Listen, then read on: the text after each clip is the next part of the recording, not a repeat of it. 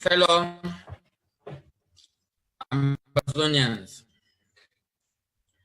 brothers and sisters in the Roland Chebefuh for scope, the Southern Cameroons Congress of the People. Before engage with our scope on the do what we just gathered and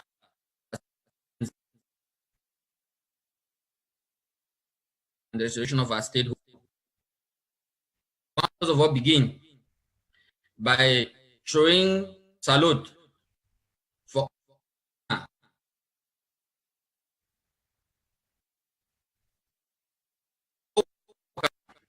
the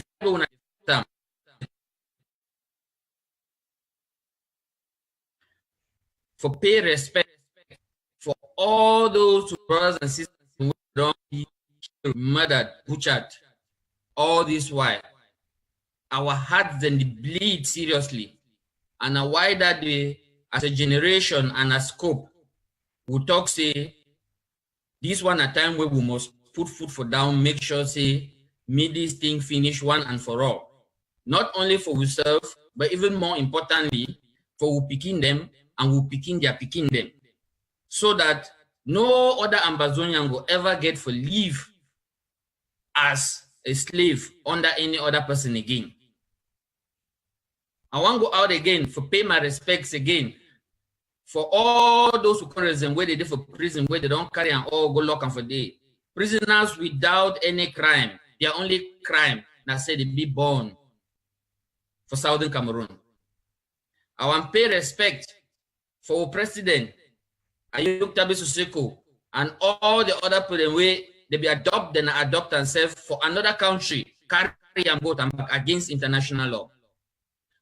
I want to pay my respect for founding father them, provide the way they be start this palaver before we will not be even know which way they go on.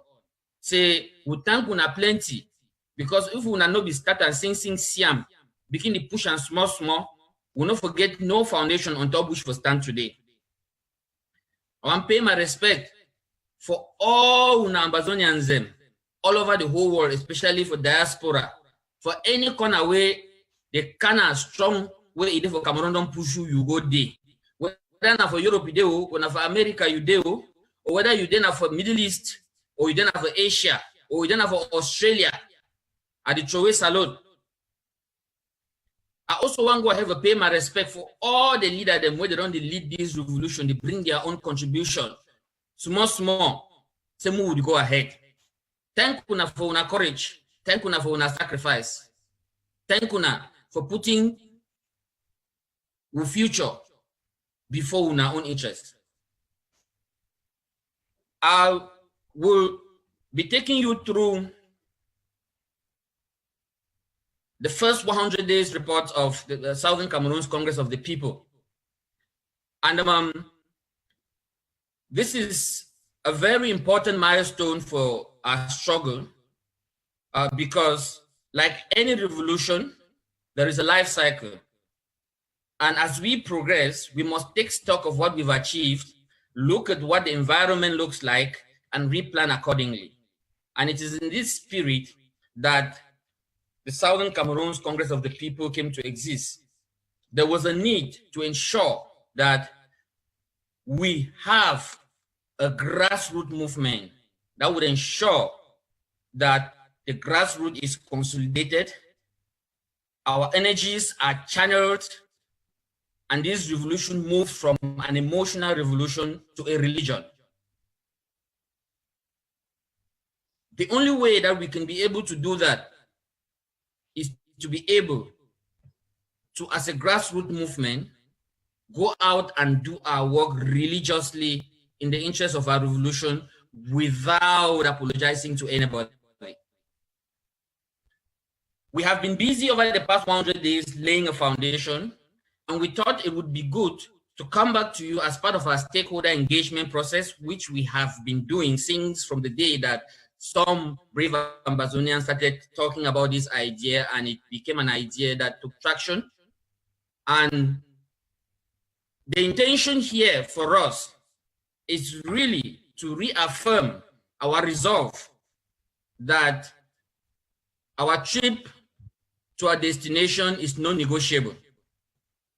The capacity to make it happen is there. The strategies are all there. They've been activated.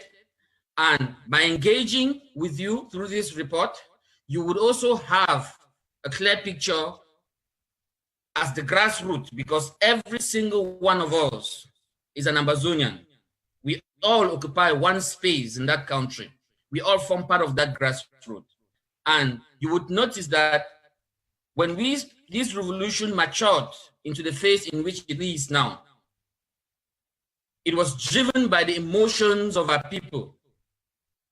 But if we have to move forward, we are harnessing that energy, building strategies into it, and learning from the best of the best in terms of stakeholders, revolutionary movements that have been able to do this before, engaging with you, the Southern Cameroonians, whose pain must be prioritized, engaging with all other stakeholders within this ecosystem, because although we do not apologize for fighting for our freedom, we must also not be naive to think that we can achieve this freedom as a people without the help, support, or even the participation of so many other stakeholders.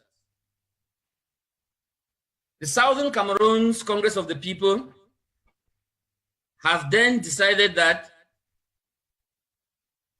through this report, our people would be able to get first-hand information and be able to understand exactly the direction towards which their revolution is going and why it is important for them to join the grassroots. I want to begin today by thanking all the scopers worldwide for your commitment, for your dedication to the struggle, for being able to see through the vision and staying focused on the objective, regardless of the noise. This is very important because the biggest enemy that we have as a people is not the oppressor. The biggest enemy that we have as a people, if we do not fix it early, is our minds. And for us to be able to arrive safely within the shortest time possible in Boya, we need to begin by, first of all, healing our minds as a people and making sure that we do not only talk about the struggle, participate in the struggle, but we live the struggle. The struggle becomes part of our blood, and the struggle becomes the reason why this generation exists. We are the sacrificial generation. And for that to happen, it is important that we get to a junction where we are focused on clear outputs and outcomes. We accept that we will disagree, even disagree again, but at the end of the day, we need to be able to agree because we all have the same objective. It is also important that we also get to a point where we know that the enemy is outside, and regardless of whatever positions we might hold as Amazonians, as we all fight for our struggle, we cannot fight amongst ourselves more than we fight with the oppressor. And these things are very normal. They are normal because there is a natural progression, there is a natural life cycle when you engage in a struggle like this. What is most important is that at a certain point, you must then have people who are able to sit back, sit in the background, away from all the things that are happening, from people who have all good intentions, but are clashing in their intentions or in their approaches, and strategize to be able to now have a bottom-up approach and ensure that people see a clear vision and there is a clear direction and a clear strategy. Of course, things will continue to change. By the time you get up tomorrow, more people will be killed in Ekona, in Akwaya, in Belu, in Bafut. These are emerging issues that should not derail the revolution. These are emerging issues that should fit into our greater strategy. And hence, at Scope, we thought it was important that we paint this picture so that all of us as Ambazonians are on the same boat, on the same ship, and we understand clearly that an injury to one is an injury to all. And you can never win this struggle as an individual, as a group, if it is not from the point of the grassroots. Because the reason why we are in the struggle today is because every single Ambazonia has a story of oppression. Every single Ambazonia has a story of oppression. Every single person would tell you how these 56 years of slavery has affected them in ways that you cannot imagine. And hence, harnessing that energy, harnessing that anger, harnessing that pain, and bottling it up under a strategy would make us reach our destination and would also make us a generation that inspires not only the freedom of Ambazonia, but freedom across Africa. Because Africa as a continent today is the last frontier. And it is difficult to understand, as has been articulated by great fighters like Comrade Julius Malema in South Africa of the EFF and many others who are now raising their voices and asking, why should we be the last frontier? Why should we be so economically endowed? Why should we have so much rich human resource, but yet we are also the poorest continent?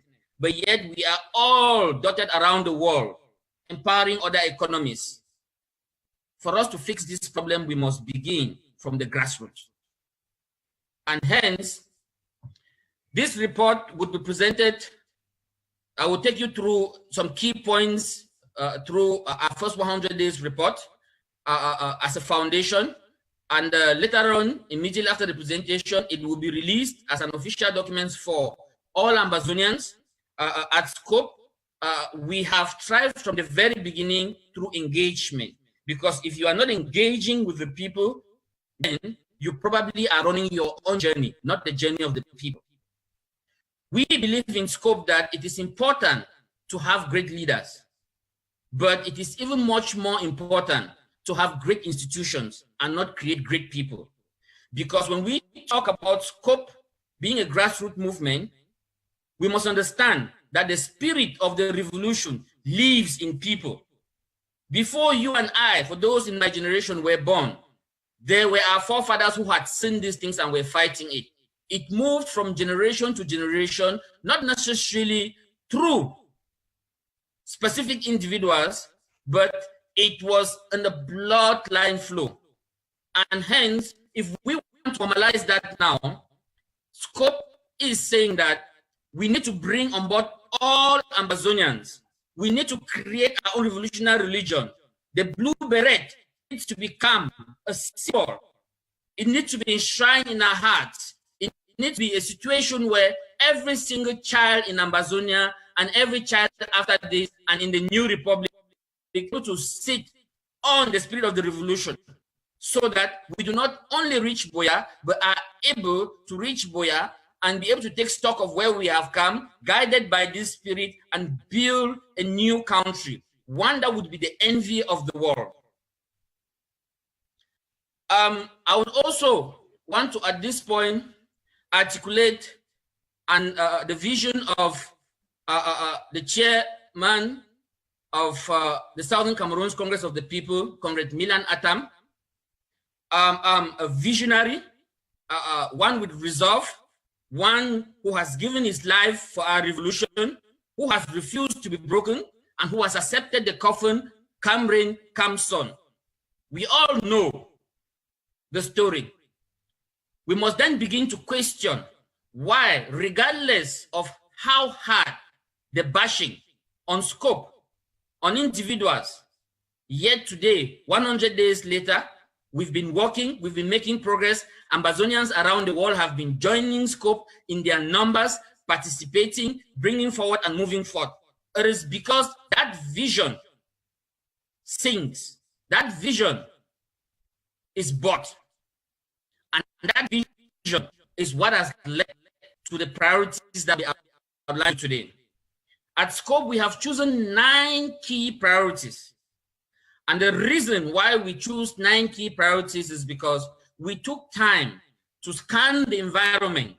Scanning the environment by looking at all the different stakeholders who are involved in the revolution, looking at their interests and their needs, beginning with the ordinary Ambazonian on the street, moving forward to every other Ambazonian as a collective, moving forward to the different movements and the different groups that had chosen to champion this fight in different ways, moving forward to the different interest groups that have a vested interest in Ambazonia, and moving out also to the international community, moving out to non-governmental organizations, moving out even further to engaging with movements that have been able to successfully engage and win revolutions, and taking temperature of where we've come, how far we've come, the challenges we've had, the ups and the downs, why, and taking stock of all of that, we were able to then sit down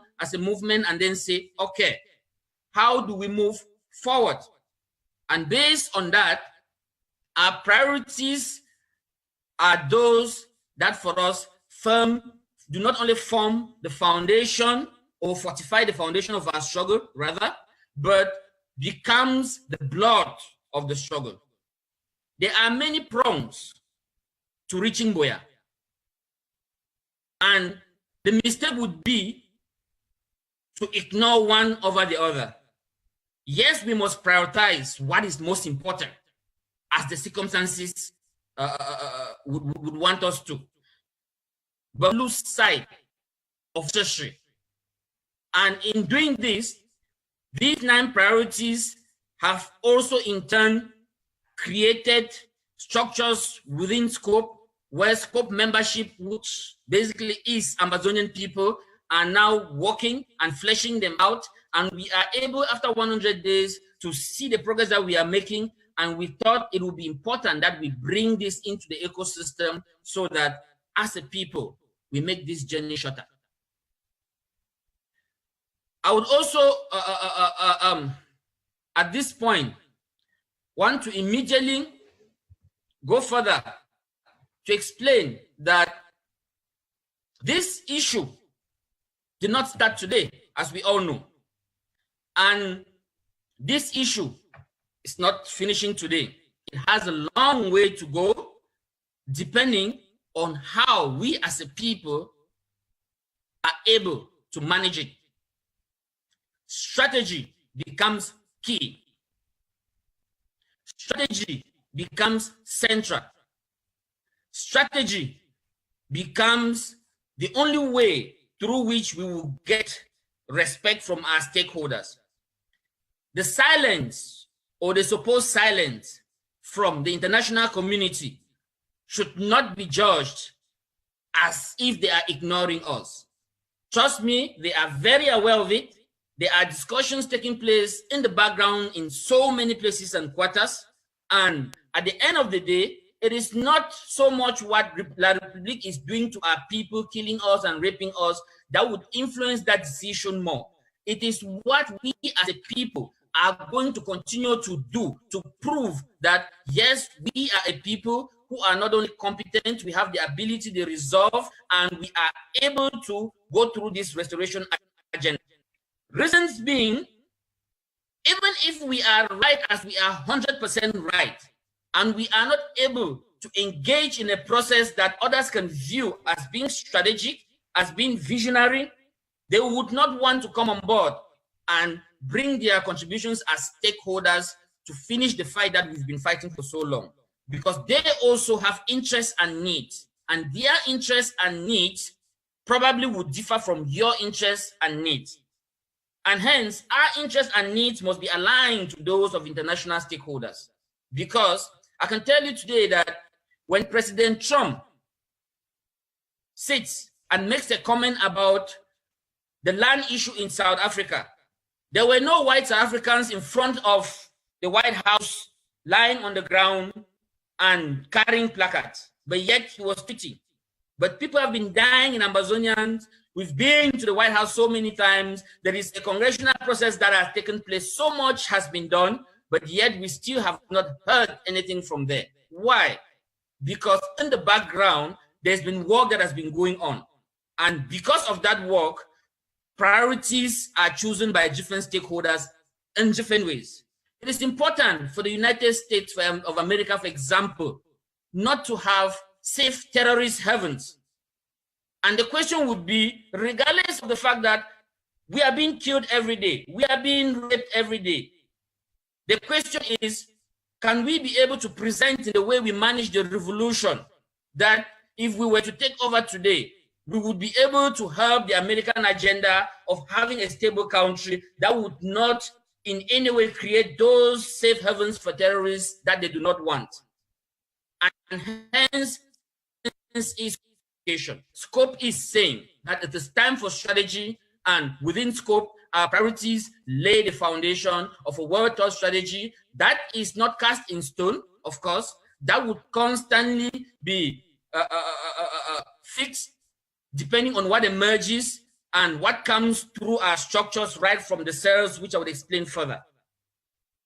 And hence, as our boys and girls on the ground defend themselves from bullets every single day, at Scope, we believe that we must also make sure that their sacrifice is not in vain by making sure that we play our part in ensuring that these grassroots movement completes that puzzle. I would want to move in the first priority. And our first priority as Scope is grassroots mobilization, like I just explained. And of course, for the reasons that I've given to you, grassroots mobilization is a must-have. If you look at all revolutionary movements that have been able to achieve their goals, talk about the African National Congress. The African National Congress today still rules in South Africa, but the birth of the National Congress as a revolutionary movement is the reason why South Africa is free. Because regardless of how many leaders were killed, how many were adopted, how many years they were kept in jail, the spirit of the revolution kept on in the grassroots, in the spirit of the people. Regardless of how many students were massacred in Soweto, the spirit of the revolution lived on. I can tell you today that La République du Cameroun has not been able to think of only 1% of the strategies that the apartheid government in South Africa was able to put on the African National Congress, but yet they were able to prevail. Why? Because they had a powerful grassroots movement that worked in the interest of the people. And hence, as Scope, over the past 100 days, we have been busy creating our cell structure, where we are saying that the grassroots must participate in the revolution. We are saying that people must create their own cells, regardless of where they are as Ambazonians, in their little numbers. And through these cell structures, we want to group all of these cells from ground zero in the diaspora into branches, into countries, into regions, and make sure that at any time we have an entire process through which we can be able to engage with our people directly and have feedback coming up. And at all times, whatever policy positions we are taking in terms of the revolution must have ownership from the people. One of the biggest challenges that our revolution is facing now is the issue of funding the revolution. The grassroots should be able to provide a seed capital for this. Very evidently, because people are angry, we have emotional capital, and all we need is to harness it. But if our own people do not trust our structures or do not feel that they are part of that structure, then what would happen is they would sit with their pain and their anger in their hearts, and those that would be able to bring in their $1 $1 would not want to do it, not because they do not feel the pain, but because they do not trust the process through which the decisions are made or how the money would be spent and all of that. But when you have a grassroots mobilization structure like the one in Scope, then it becomes easy for people to come on board and participate in the revolution, and it becomes easy for people to be able to take the doctrine of the revolution at heart, and becomes easy for them to have a sense of ownership, to constantly support the revolution in such a way that all other stakeholders who are outside of us as Amazonians would then look at us and say, those are people in their numbers, we have figures and we can see them. There is no way we can ignore it. The only way is for us to listen to what they are saying. We've been able over this period to also create so many other tools that you would find in the detailed report in that direction of grassroots mobilization, including communication tools, newsletters, all kinds of ways of engaging and reaching out to our people in a way that they have genuine information. We do not minimize the importance of propaganda in the struggle, but we also want to stay very clear that communication with the people must be very clear. It must be communication that they can trust. It must be communication that is fast, that is reliable, and that would allow them to act fast and own their revolution. We also have looked at the age of the social media, and we all know what role social media has played in our struggle. And social media is a tool that is being given to us by God, and it's really present there at the grassroots. It's one that we're using, but we think at Scope that as part of our grassroots mobilization structure, it can be used better, and it can be used for the good of the revolution, so that we spend more time debating inside, within structures, from cells, and having that information flow, rather than getting angry and going out and fighting amongst ourselves in open space, and yet the rest of the world is watching and we expect them to come up and support us openly. If you expect support from your neighbor must first of all trust you that you are worthy of his support. And that is why for us, grassroots mobilization is an entire priority, and we are determined as COPE to make sure that every single Amazonian becomes part of the grassroots, regardless of where they are.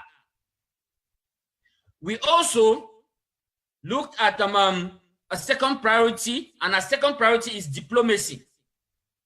Why diplomacy? Like I explained before, we must not live in a dream world that is possible. Restoration agenda to be brought to a conclusion if other stakeholders will not be involved. We want to be very clear that we are in the business of making friends, but we are also in the business of making sure that we know even what friends of our enemies are up to. And the only way you do that is by engaging with them and constantly engaging in a diplomatic process that would allow you at all times to measure the temperature, even if people are not coming out openly, of where you stand. Diplomacy is not a start to business, but it's central to the restoration project. There is no revolution that was brought to conclusion without the engagement of stakeholders. So it is not possible in our case to believe that it will be different. And hence, diplomacy as a second priority for the Southern Cameroons Congress of the People has been active already. We've been making so many engagements, some of them overtly, which we can share in the report, and obviously a lot of them classified. You would have noticed that we would have been engaging in so many stakeholders, and in that process, it becomes very clear to us that knows that we have a clear case, and it is our inalienable right to be a free people and a self-governing people. And hence, as part of diplomacy, we will continue to engage with stakeholders within that space, within that ecosystem. We will continue to make friends, to constantly be the first to go out there and approach and humble ourselves so that people can listen to who we are as a people, why we are saying why we are saying, and why we are saying that it's non-negotiable. In terms of our diplomatic efforts, I am also sure that a lot of you are privy of some of the work that the chairman has been doing with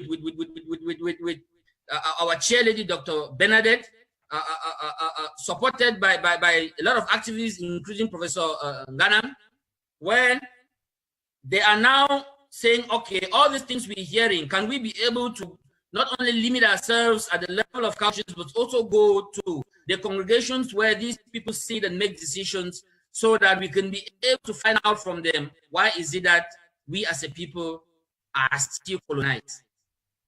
And we are making great gains in diplomacy, and we are planning and we are putting in place, or we've already drafted, what we call the diplomatic roadmap. This roadmap for us clearly is the road on which we must stay from a diplomatic standpoint, in order to ensure that when the restoration project gets to the point where diplomacy will then come in to fortify and conclude it, we are ready. We have the friends, the stakeholders. Mind you, comrades, that the world we live in today is a world of interest, like I said before, and people are driven by their greed. Because if that were not true, we would be a free people already. And hence, if we, for any reason, choose not to engage diplomatically, there are people out there who are looking at us, have their own interests, also have ropes that they pull around us, and they would make sure that they continue to make this journey longer, because we are not able to sit down with them, hear their own story, and then paint a picture of how we see our role as a people, as a new country in the national world order. The next priority that we looked at was political and revolutionary education.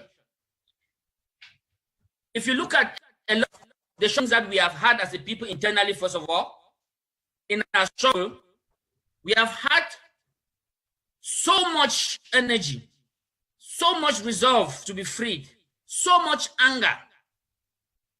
But at the same time, we've not been able to channel this energy in the best way that we should have. And evidence to add for us in scope is that we are not yet in Buea, because if you were in Buea already, then we should say that everything we've been doing has been the right thing.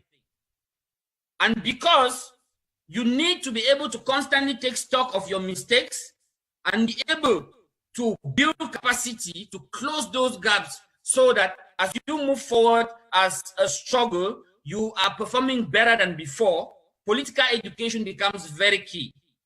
Our people, all of us, were subjected to so many decades of enslavement.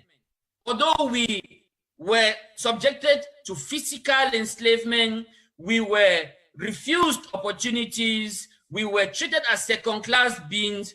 The worst part of it was that our mindsets became imprisoned. And as COP, we are saying that it is important that as part of revolutionary and political education, we engage with our people and roll out revolutionary and political educational programs that would liberate the minds of our people, so that instead of us spending so much energy talking amongst ourselves and 90% of the time talking negative about ourselves, we would have become so enlightened and understand the propaganda from the enemy, understand what is going on to such a level where we would focus all this energy towards achieving the restoration agenda.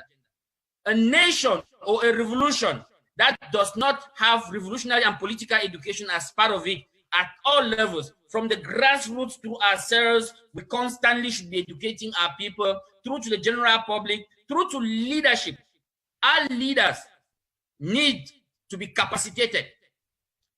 And the reason why we believe so is because if you go back and look at your SWAPO as a revolutionary movement, your ANCs, your EFS, Nyerere's Ujamaa philosophies, all these movements thrived on the fact that there was constant political education.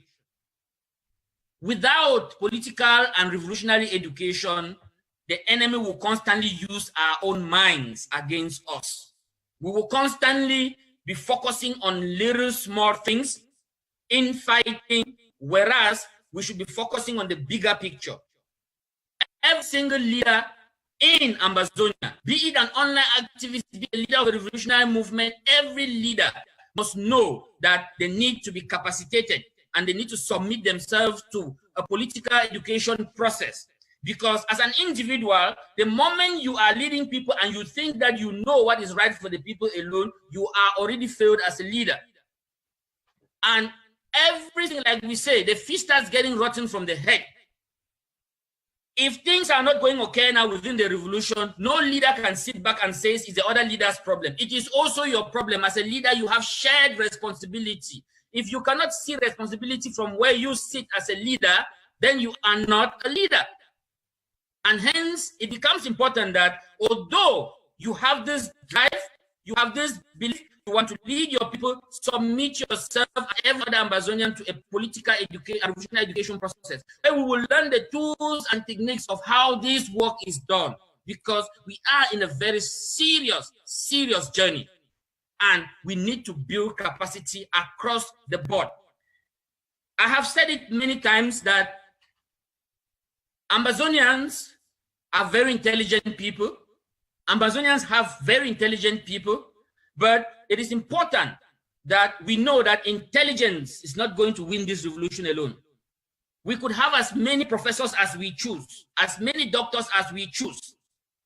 If we do not get to a point where we transform this intelligence into competence, then we become our own enemies. And the only way we're going to do that is to submit through a process of political education, because it enlightens and refreshes your mind, and it is able to build you to the likes of other revolutionary leaders in the past, like Nelson Mandela's and many others, in a way that as we proceed as a people, leaders, Ambazonians, grassroots people, cells would not spend time fighting. They would be taking the negatives in the revolution, seeing through the propaganda from the enemy, and being able to say, okay, this is what we think and this is what we're contributing, and how can we be able to agree? Because regardless of how you and I disagree, our disagreement can never be bigger than a disagreement with Republic to Cameroon. And hence, political education has been going on, and we have been in a very short period putting out courses.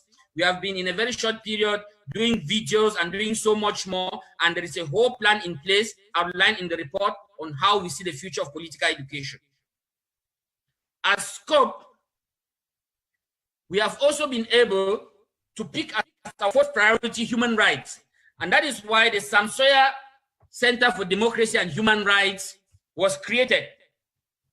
And in its first 100 days, I am amazed by the amount of achievement that this Center for Human Rights has been able to achieve.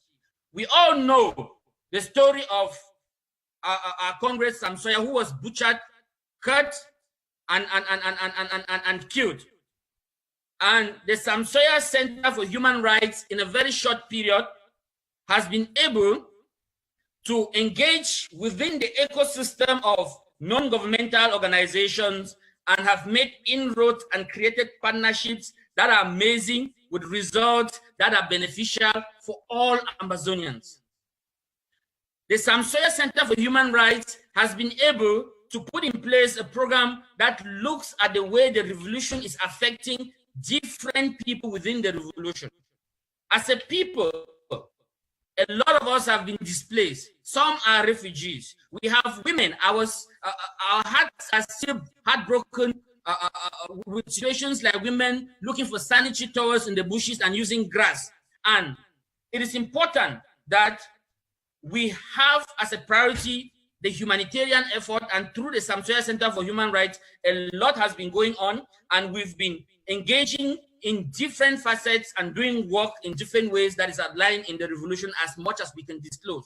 But even more exciting is the fact that a lot of international organizations are warming up to us, want to come out and work with us, are pushing forward, and we have no doubt in our mind that the humanitarian prong of our struggle, and as a priority within scope, is blossoming, and eventually our people will have a firm foundation from a human rights perspective, thanks to the Samsoya Center for Human Rights. The Samsoya Center for Human Rights, in a very short period of 100 days, has its own offices for now in Johannesburg. There is already plans for offices in Europe ongoing, and we are planning that these offices should spread across all the continents. Also, under the Samsoya Center for Human Rights, we have what we call the Exiles Forum. And the Exiles Forum is simply a forum for all those Amazonians who are outside there in different countries and not home. We would know that every single one of us today are a threat. Our lives have been threatened. We are constantly under the threat of death any day and any time. And it is important that if we want our people to come on board and fight sustainably, we need to find a way to come together as exiles and to have a forum that can look into the problems that are affecting those who are in exile and provide solutions. And the Samsoya Center has been able to do that very well. Its membership is growing. A lot of them have been getting support from the center, from every other country around, different countries, sorry, around the world. And as a member of the Samsoya Exiles Forum, it is also not only a way of allowing you to contribute to the revolution because you now know that your back is taken care of, but it is also a means to have a group that can also lobby and be able to ask the question, why is it that there are so many Amazonians who are out of their country, yet their country is in doubt in their numbers? Also within the Samsoya Center, we have created another professional center where you would have Amazonians of different professions. We are all Amazonians, but we all do different things. We want to see those in the medical profession congregating. We want to see those in business congregating and talking about the revolution and how they see revolution from a business perspective. We want to see all those who are in education congregating. We want to see all those who are in any kind of industry as professionals congregating and discussing the role of professionals in the revolution. We have a strong belief that a lot of our people want to contribute to the revolution, but are not contributing because they do not have ownership of that revolution, are not participating, or it's not being brought to them in the language that they speak.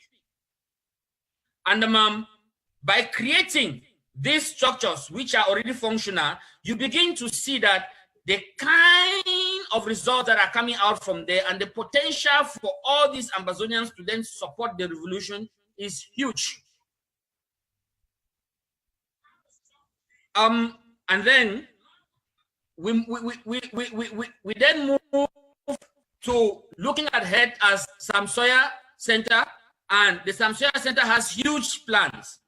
And these plans include ensuring that all our IDPs are properly taken care of.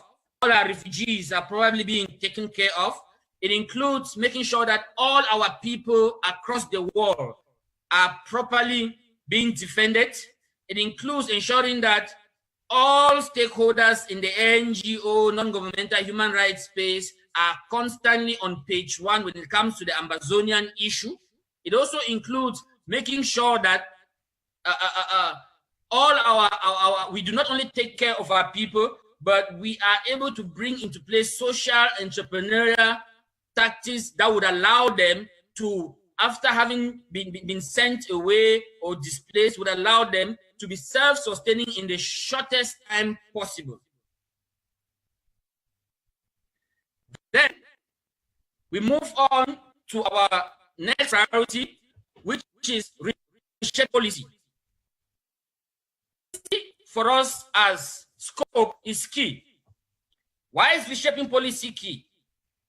When you look at our revolution up to the point where we are, you would notice that we have been in some instances very reactionary. We react to things that happen. We must move from a place where we are reacting and being on the defensive to a point where we are proactive and driving our agenda.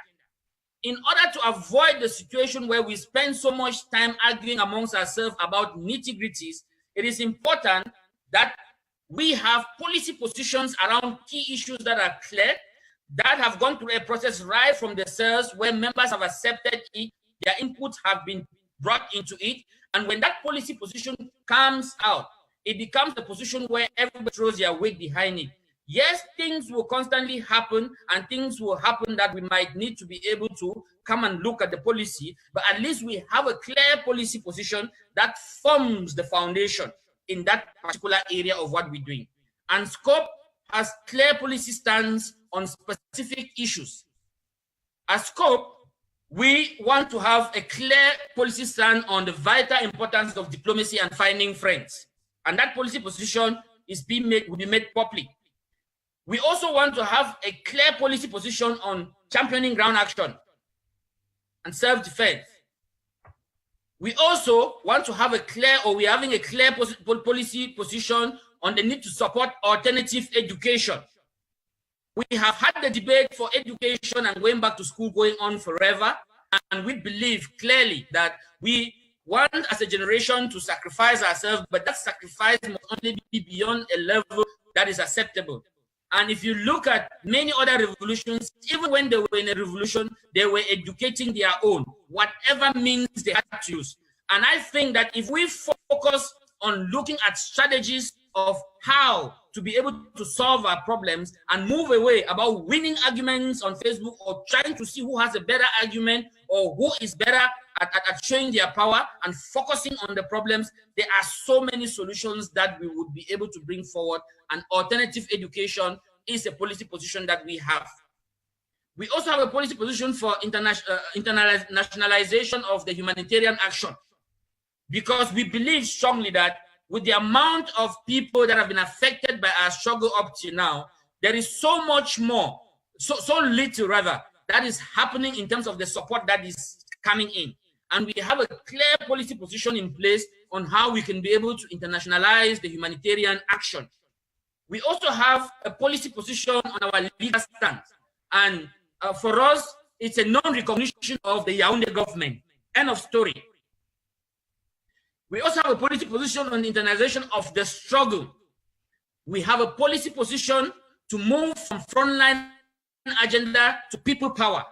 And the reason for us is, like I said before, every revolution goes through a life cycle.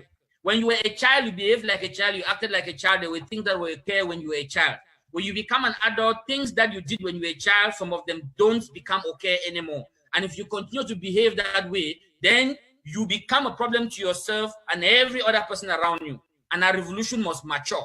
We have gotten to the point where the power must go back to the people. We must create clear accountability structures. People must feel involved right from their cells. And that is why the SCOPE revolutionary movement and the grassroots movement is the way to go. And that is why we are saying that in our vision, as more Ambazonians keep coming on board and they become clear about the real story of SCOPE and all the efforts from La République and from some other threatened stakeholders of the revolution to try and kill SCOPE, that never succeeded. It did not succeed because of the fact that the people of Ambazonia can see through that. They have been through so much trouble, so much pain with La République that they would want to see through the story before they believe it this time.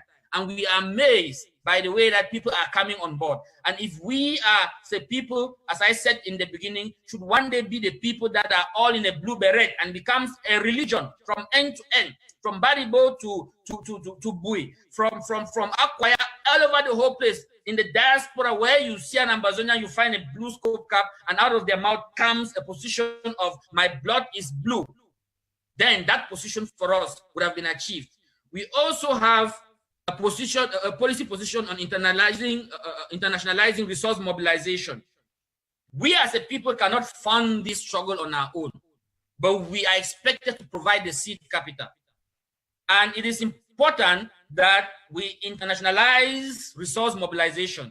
And we know that in SCOPE, we have a way of doing that. We've been testing it out, and our members keep bringing forth their contributions. Our policy position is very clear to internationalize resource mobilization. Our next priority has been funding the resistance. That's a very important priority for us, which speaks to the policy position that I just mentioned. Because without money, freedom far. Without money, freedom far. And hence, Funding the revolution is an area that we've dabbled into, and at scope over the past 100 days, we've been able to go back and look at why we suddenly are facing challenges with funding the revolution. A revolution like ours, where people are angry in their numbers, if we were to say that we need $1 million, it shouldn't be something that should last a month.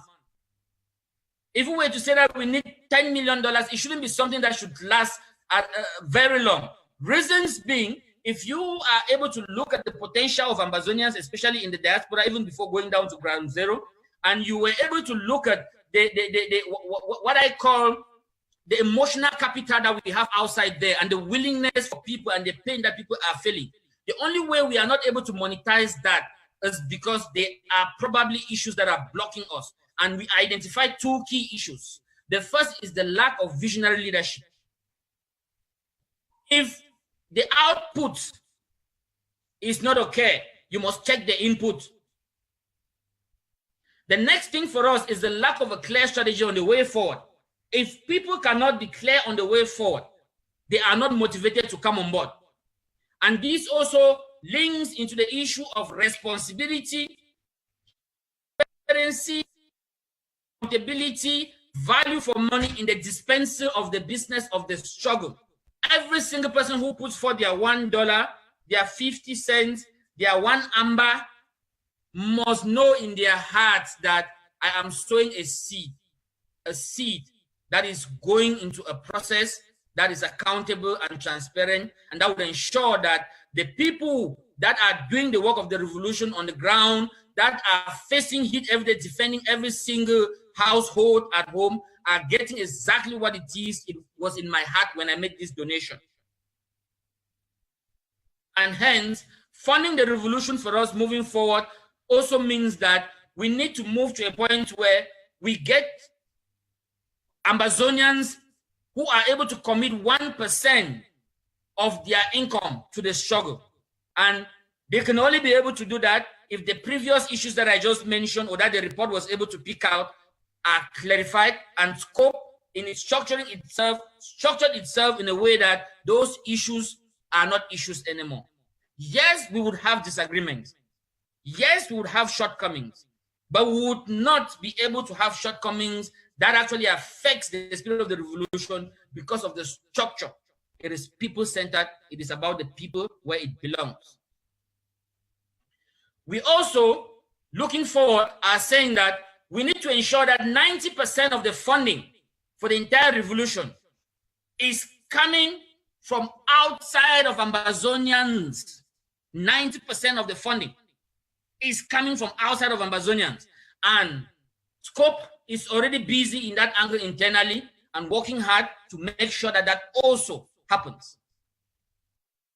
Our next priority is internationalization, which I have already touched in the discussion, in order to make sure that we stop talking to ourselves and amongst ourselves, because we talk more amongst ourselves than we talk to other people. Go on Facebook. You don't even need to be a researcher to pick this up, and look at the conversation between Ambazonian activists and other activists and Ambazonians activists and other international stakeholders or other key figures or countries or areas where we can be able to dig for holes where we can milk out what we need in order to move forward. We talk so much amongst ourselves, and the problem is we talk so much on ourselves, and a lot of the talking is negative talk, which is not a wrong thing. Excuse me. It's not a wrong thing if it was being channeled properly within structures, as in within scope structures. It is encouraged, it is discussed within structures, but by the time it goes out there, any other person who sees us knows that these are people who know exactly what they're doing and where they're going to with this. And hence, internationalization is a very key priority for us, and there's a lot of work that is going on to ensure that this priority is engaged and becomes light. And those would include a lot of campaigns, including the Free Ayub Tabe campaign that we are planning to champion and take it to the heights of the Free Mandela campaigns and other campaigns, because what is happening to us is not very different from the apartheid that happened in South Africa. Only this time around, it is black on black apartheid. It is another black man turning around and seeing another black person as a second-class citizen because of their culture, because of their language. And that is it. Our next priority in our report, we wanted to prioritize the role of women in the struggle. And hence we created the Women Caucus. And the Women Caucus has been very active over the past 100 days. And we believe strongly that although all of us have been suppressed as a people for the past 56 years, in that suppression, women were more suppressed than men. And it is important that we recognize that we live in the age of women empowerment. Every great nation, every people that want to succeed must begin by empowering its women. And we believe in scope that our women have so much to offer to this revolution. And we must create structures and encourage and bring them forth and make sure that they are able to contribute equally and freely, both in the revolution and in the future of our nation. And hence the Women Caucus has been busy trying to bring together all Amazonian mothers, daughters in all forms, so that they can be able to also sit down, have an engagement, and constantly come on board to support the struggle in every way that they can. A nation that does not recognize the role of its women, a nation that does not recognize the role of its mothers, a revolution that does not recognize the importance and the central role of its daughters and sisters is a revolution that would not go very far. And we know in scope that Scope Women Caucus is going to become a force to reckon with. We also, as our ninth priority, looking at revolutionary outreach and engagement through youth empowerment. If you look at those who have been dying every single day in this revolution, being killed, being shot, being assassinated, a lot of them are youths. They are giving away their life and their blood because they believe in a free Amazonia, because they refuse to be second-class citizens, because they know that even if they were to die for this, future generations would not have to live the life that they lived, where they grew up in a country where regardless of their abilities, they knew they had no chance to become anything unless they had a name that say Oona or any other names of oppressions. And hence, it is important that youth become central in this revolution. And our priority number 9 is the creation of the Youth Caucus. And the Youth Caucus is basically to harness and look at how this revolution is affecting our young people. We've been having discussions around education, alternative education, and I find a lot of the discourse coming from professors and all other people who are not going to school anymore. And I'm saying to myself, you cannot be discussing about people's faith without involving them in that discussion. When are you talking to the actual youth and students who are the ones being affected by this? If you say you are fighting for their freedom, then it becomes important that they become part of the process. Their own ideas are brought on board. It is seen from their perspective, because when you and I were young at school, we felt the pain. So we must believe that they feel that pain also. The pain of disenfranchisement, the pain of being excluded, the pain of not having a future, the pain of not going to school. And if you look at all those things, then the Youth Caucus becomes very important, not only because the youth are central and foot soldiers of the revolution, but because the youth are the future. And if you want to build the future, you must include those who would inherit the future and make them equal stakeholders in the building of that future. And hence, the creation of the Youth Caucus in a short period of time has already started putting its structures in place and wants to go out and be able to make sure that it brings on board all Amazonian youth and gives them the voice in order to be able to both internally stand for the revolution, but externally also become very strong. If you look at leaders like your Julius Malema and many other revolutionary leaders who are rising today in Africa, they all started as youth activists, but they were able to get to where they are today because they had grassroots movements that were able to polish them as rough diamonds. And we need to harness the energy of our youth and their anger and their frustrations now, polish them as rough diamonds so that they become the shining diamonds of tomorrow. And when we look at our country, the Republic of Amazonia tomorrow, we should be able to say we fought a good fight, or even from my grave, I should be able to, my spirit should be able to look up and say, you know what, it was a good fight. And those are our 9 priorities as the Southern Cameroons Congress of the People. And we believe very strongly that as we pursue, and we've been pursuing these 100 priorities over the past 100 days and having the results that we've been having, and that would be evident in the reports that you would receive, that it is important that we engage with our people and send them out there so that people are able to interact with them themselves and engage with us scope and begin to join and create their cells all over the whole world, wherever you are, so that we are now able to now consolidate the grassroots of our revolution. Grassroots of the revolution is the foundation of the revolution. A grassroots movement is that movement that allows every single person to come on board and be able to make sure that the revolution moves from an event, because it is seen as an event now. You can go out there and ask a lot of international stakeholders. Maybe we are sitting here and people are thinking, no, this is an event. When elections come in La Republique, it will die away. If they get a new president, it will die away. If we arrest their leaders, it will die away. Because they think it's an event. But when we create a grassroots movement and we have total membership, we COPA of some kind, and we are at the grassroots, and we dictate and tell those who are leading us how they must pursue our revolution, and they know that we have the power at the grassroots, then it becomes a religion. Whether 1 is killed, 10 is killed, 10,000 is killed, 1 full county is raised down, the spirit lives on, and the end would only be total independence, total in Buea. Comrades, this can only be done if you take the initiative to become a cell member and start contributing.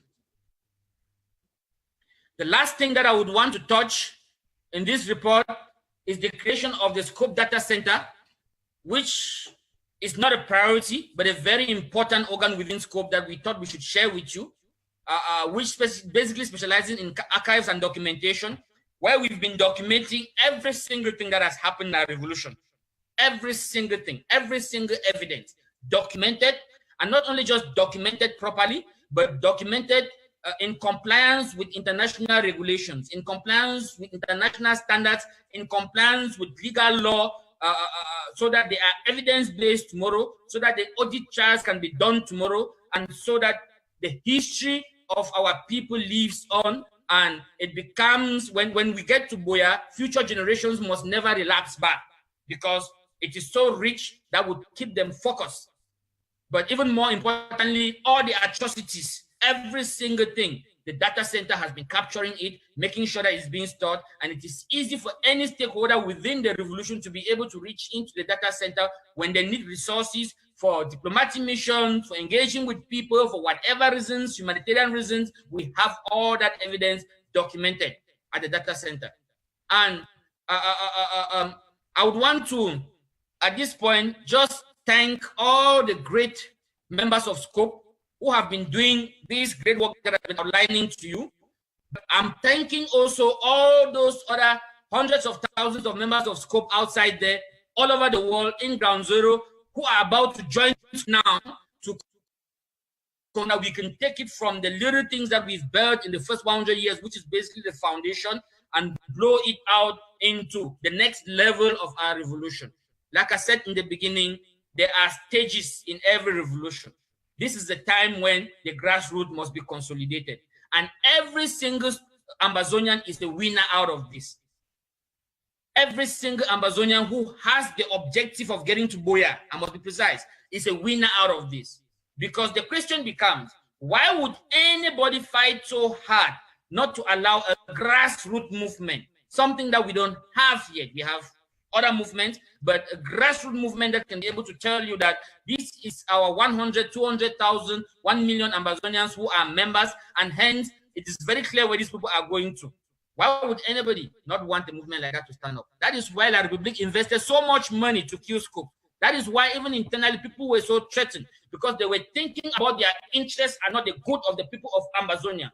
And I'm glad that the people of Amazonia saw through that and decided in their numbers to stand against that the same way they've been standing against the Republic of Cameroon and say scope must continue to rise, because there is nothing that scope is doing that is evidence-based, except for the ideas say they don't talk say. We cannot run a revolution by they don't talk say. Where are the facts? There are no facts. Where is the evidence of work being done? I have given you today. So please get your blue beret, join, become a scope member, and build a grassroots movement our security, like in the ANC and in other movements.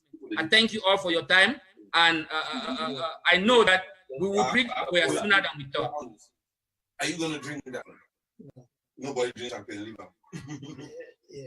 So, in any case. Yeah, you understand that? If nobody's going to drink. No, they just keep us about take it along. Okay, that's okay. But you don't blame us. Yes, that's very much. So, because when I shop my house, when I do a coding class, yeah, where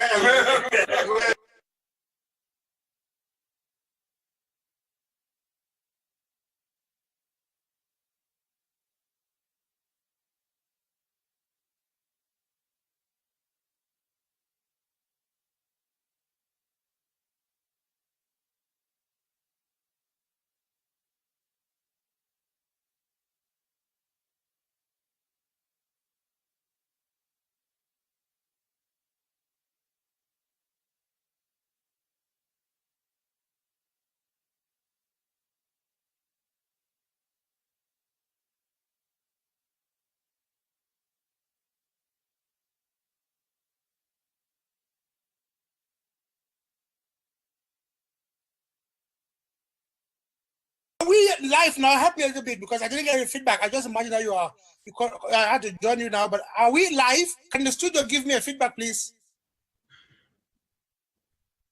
I don't have my normal screen there to be able to monitor them on Facebook or whatever to see if we are live. So you need me a feedback. Ben, are we live? Oh, answer me. Well, let me just assume that we are live. Can you hear me? Yes, I can hear you, Conrad. Okay. 100%. That's very good. First of all, I want to take this opportunity. Okay, now the messages are coming in. We are live. That's what we're getting. Yeah, we are live. Thank you very much, studio. Thank you very much. Now, I want to use this opportunity to thank you guys in South Africa, especially. But I know that Scope has membership worldwide, which is growing in folds, despite this agreement of some of our leaders. It doesn't matter. The Amazonian question is not a monopoly of a particular group or of a particular ideology. What we have to know is that our headquarters is Buea, and we are striving at getting there. The best thing that will happen, which we all wish to happen, is when a majority of us will get there at the same time, not just a very few or self-selected. So if anybody has any ideas that can take us towards Buea, those ideas should be welcome. There are issues that have been happening in the last days, last weeks, that have not proven, that cannot be used as any proof that our people, our so-called leaders, are really interested in taking us to Buea. We have a problem right now, and this problem is called war. Our people are suffering, our people are dying, people have been forced into exile, and you know them, you name them. I wonder if there's any Amazonian family that has not been affected. As for me, I can't count my own family members and friends who have been victims of this. So the earlier these problems come to an end, the better. But before these things happen, we all are called upon to put our hands together to bring in our contribution. So I want to use this opportunity to congratulate you guys for having made it 100 days.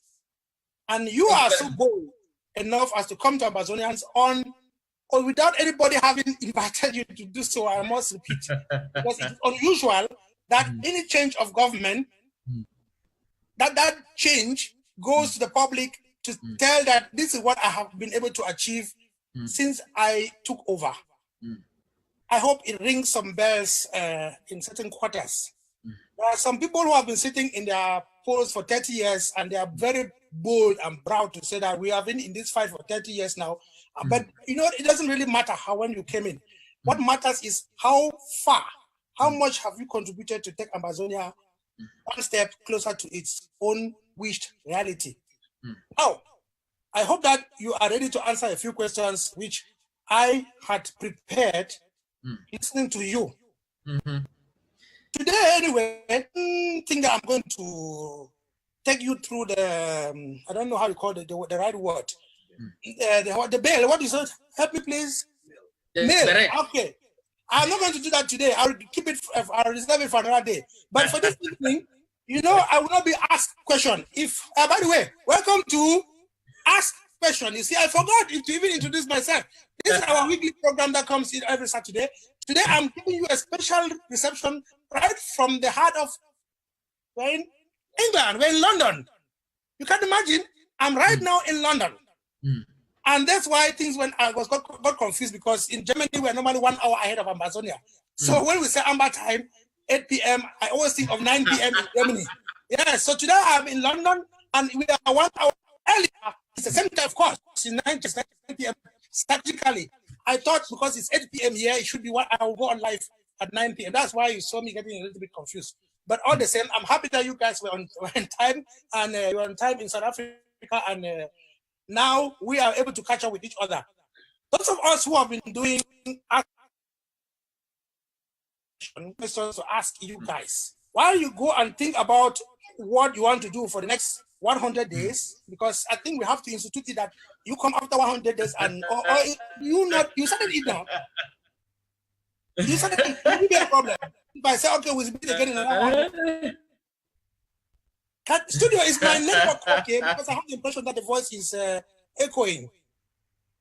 Can you get me? Guys, give me a feedback. I missed my screens. My other screens are missing. So I cannot see. But if not, I believe you're listening to me. So what I was saying is that now that you have started to report after 100 days, now that you have started to report after, oh, thank you. So my friend is, my able friend has a Facebook connection. So we are very good. So thinking from my perspective, and my perspective, ask this, who Scope achieved after 100 days. He's made his report, but I have a few questions which I hope would go in line to enlighten us a little bit. My very first question to you is this. Scope has been created at a time when there were other movements and platforms. What value does it intend to add to this revolution? And what gap is it trying to fill? Oh, I forgot that I'm watching the camera. Oh, but I have to look at the camera. That's why we need a director to be telling me, look, watch the camera. Yeah, it's good because now I can see on the Facebook the people that I'm looking behind down. I will have to be watching looking at the camera. So I have to put my questions. Yeah, I got your question, Conrad. Okay. Thank you very much. It's an honor to be on your show. I follow it very religiously. Thank you. No religion about Antao. Please keep religion outside. You have the Amazonia. Tell me the Amazonian spirit. Then I will be happy. I must begin by telling you that this report, as I speak now, is being released from Chicago in the United States of America, and the Scope Secretariat is actually is moved to the US. Okay. Somebody has been US-ified. Yes. So what is love in Africa? The Secretariat is in the United States of America, and I'm talking to you from Chicago, Illinois. This is interesting. Yeah. It's the people's movement, so we be spreading it as the people demand, you know.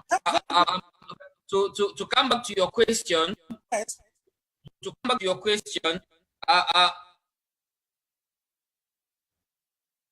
we've had, and that we must look up to the work that they have done, you know.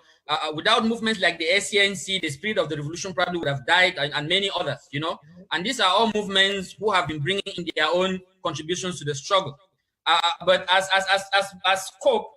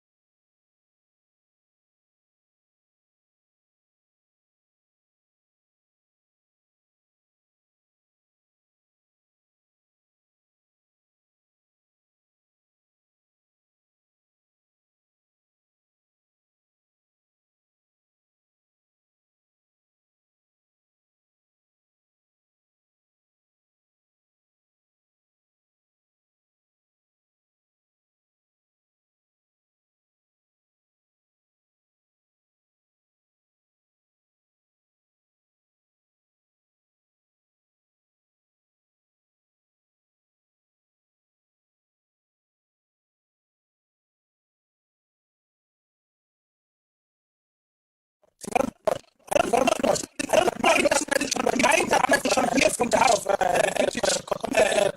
empire. I'm still having internet issues in my village. So it appears as if the technical challenges are everywhere. One more from our country, Amazonia. Next question to you. Your chairman. Milan is your chairman, is he? Yes.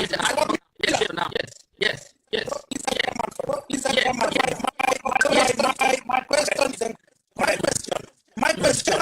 Your chairman, Comrade Milan, has been embroiled in a series of controversies.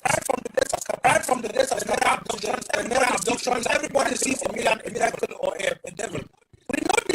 We know this have been cleared up by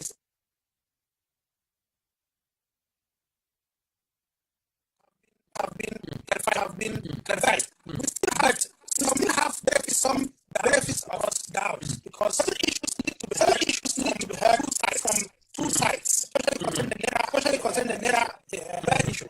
But Milan's points were clearly stated. From that,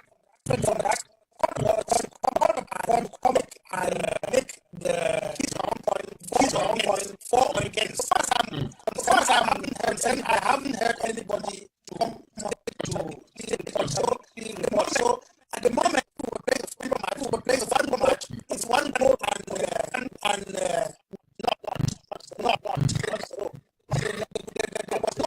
there was no attempt to score. If you keep the ball over the court, then you try to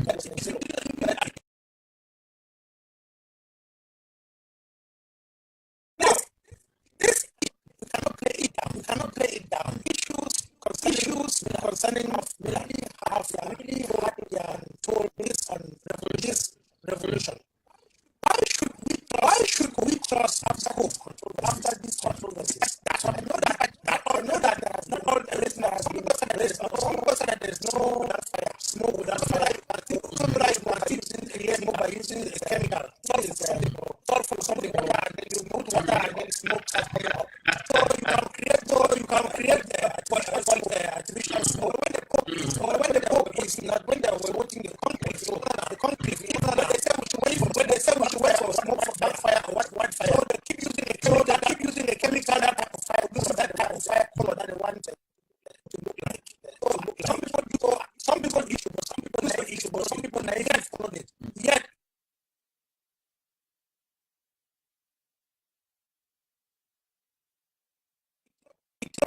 I know that it is not fair, the question, but it is anticipation that is even legitimate given our situation.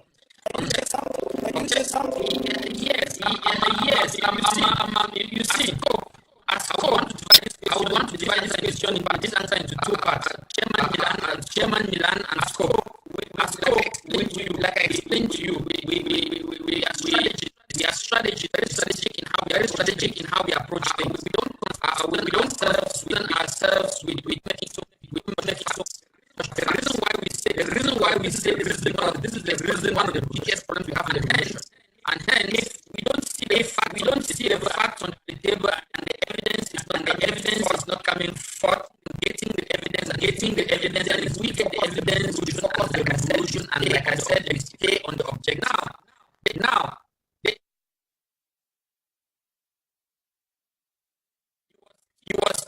you was still found as the people. Remember that at the founding of Scope, Milan was not there.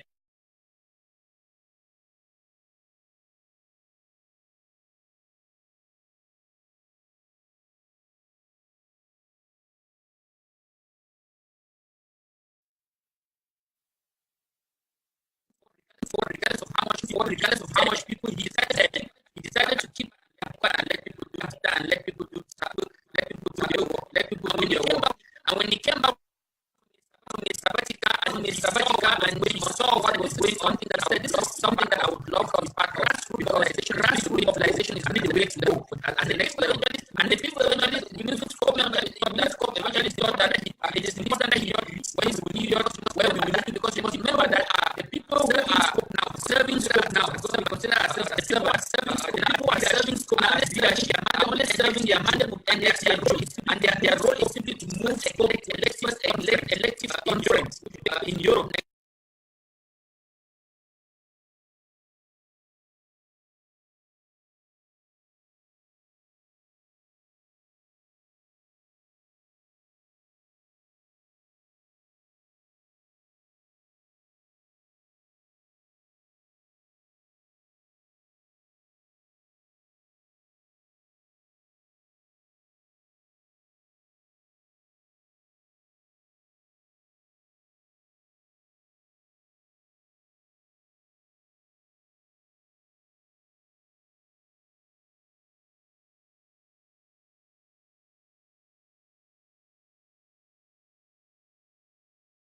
A convict, it doesn't matter who it is, whether they are located where, so long as you are an Amazonian, if there is no evidence and it is not clear whether people are trying to say what, we will focus on your contributions. And can any of us in Amazonia be able to dispute the contribution of Chairman Milan to this revolution?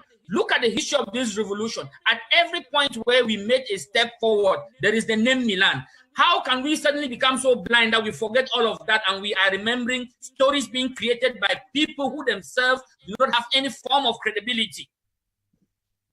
Next thing that I'm going to say is, when you look at Chairman Milan, you must ask yourself why in this revolution there has been a campaign, especially after it was missed by a Republic in the Naira adoption.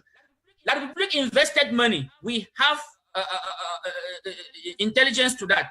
La Republic invested a lot of money to make sure that since they could not pick him up, they would destroy him in whatsoever way. And what then happened is that as that campaign by La Republic was going on, our own people internally with their own interest decided to ride on top of it. And that is why I decided to say that if a vision that I must support must be the vision of Chairman Milan. And the reason why I supported his vision is because in all of these talks and hits and threats to be killed and murdered and whatever, at no time did you find him step down from the struggle. At no time did you find him going against the spirit of the struggle. At no time did you find him shifting back from La République. At no time did you find him betraying any of the things that belong to us as a people. But we as people were crucifying him. And hence, I can tell you right now, both as Secretary General of Scope, that all those stories around Milan are unfounded, they are created, and the bad thing about it is we have our own brothers for their own selfish interests. They are threatened. When you find a revolutionary leader being threatened like that, know that it is because this is somebody who has a vision. This is somebody that needs to be looked into. That is why Nelson Mandela went to prison. He had a vision. That is why all the great people who liberated countries were chased down, were castigated. Milan is not the first. But the point is that Milan is a visionary, and anybody who stands for Boya and is clearly on the objective and not a say they don't talk, say, or Facebook gossips, but really want the restoration project to succeed, must look at the successes. By their successes, they shall be known. The successes of Milan. And then you would understand why the Scopers decided to choose him as their chairman to steer them to the elective conference. So for long, 100% behind him, and we have no doubt that as he's done before for Amazonians, he will continue to do. And the beautiful thing about him is that this is one person who's not interested in power. Every single time he's been able to push to do something, we have to force him. He's a strategist. We can never deny that. So why are people thinking that he's a threat? I understand La République, because La République obviously would want to eliminate the brains, but not among us Amazonians. I don't know if I answered the question. Yeah, no, the question is fine. I got the feedback from our listeners and also from the technical direction that 3 of our questions could not be heard because of audio problems. Okay. So I have been asked to retake those questions. So let me, yes, I just beg you to summarize. I know it will be unfair, but it doesn't matter. Let's do what we can do technically. I noticed that my London connection is also not the best. But yeah, you know now what we know. Our trouble in Amazonia today was caused because of London. So Yes, so it's We no know. doubt that technical failures are also happening in London. From London. Yes, we have to wire the things well so that the Downing Street gets our message very clearly that Ambazonia is going to be an independent country. It doesn't need their opinion, they just have to follow the people's wish. Exactly. So, permit me to retake those questions again, if my book will cooperate. Question 3 was, what would you tell Ambazonians to convince them about scope as a ground root movement? We just talked about it, so just give them in a few words, how would you want to convince Ambazonians to join your movement? Oh, like I said before, when the connection was off, in Scope, yes. we are not looking at convincing Ambazonians. Scope's work speaks for itself. We are people focused on doing our work, and people are seeing the results of our work. So nobody should be convinced to join the revolution. By now, people should... Like Jesus Christ who went to the sea. Jesus Christ had to convince his apostles. He saw Peter and Paul, or whatever, Peter and Andrew. They were on a boat. Exactly. They could not catch a fish. Could not. That is why he threw their net back and they were doubtful. He said, "No, it believe in me. You will get the fishes." And they threw it and got fish. But so you want to tell me that you just come and pass by and say we are Scope, and then people will join you? No. When I say that our work speaks for itself, that's why I'm saying that our work speaks for itself, meaning that the same way Jesus Christ was able to say, "Throw the net to the left," as our work is coming out, that's the language. What we are saying is we want to be focused on results.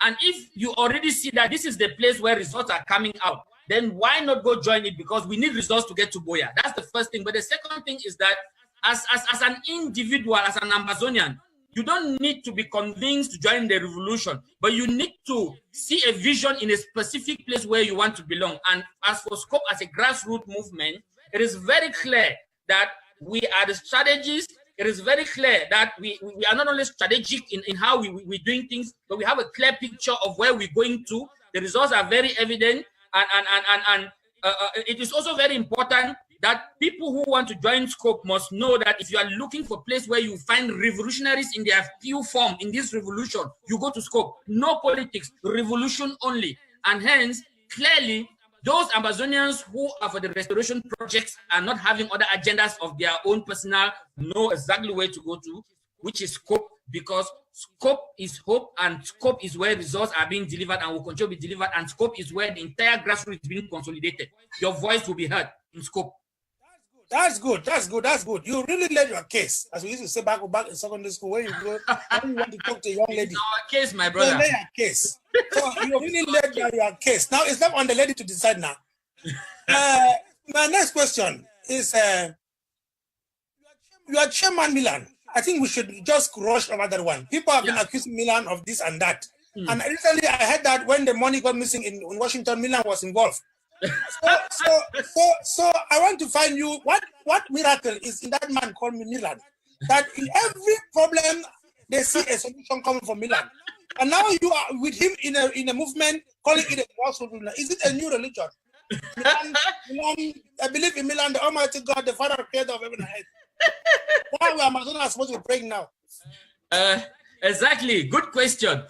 Like I articulated before, when where there is light, where there is a light, even the Bible says it.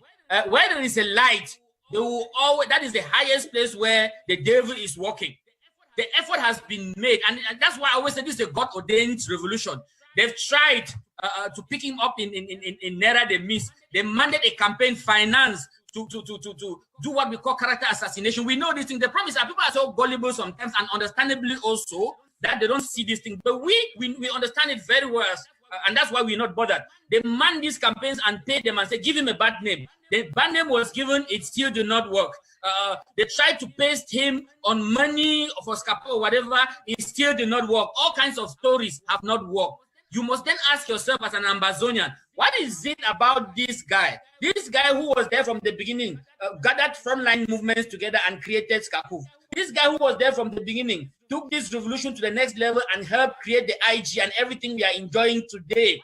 What is it about him that people are chasing so much? La Republique wants his head. Some Amazonians internally who have power in some quarters are afraid of their power because it's going back to the people through Milan, also are fighting and creating all kinds of stories and getting people on Facebook to fight for them. We know those stories, and that's why we have political education, because we are going to educate all our people on these things so that they must stop fooling our people so that we can focus on our revolution. Milan is a strategist. Milan is an activist. Milan is somebody that we have decided and pushed here that he must lead us to the elective Congress. And Milan is one person who is not hungry for power. That is why we are behind him. He is focused on the revolution. It is his blood, and he has chosen to die for it. How many of these people who are talking, how many of them have been able to bring forth the contribution that he's brought? Sometimes we must say that before you talk, you must earn to talk, especially in a revolution. What have you done that you earn the right to be criticizing Milan?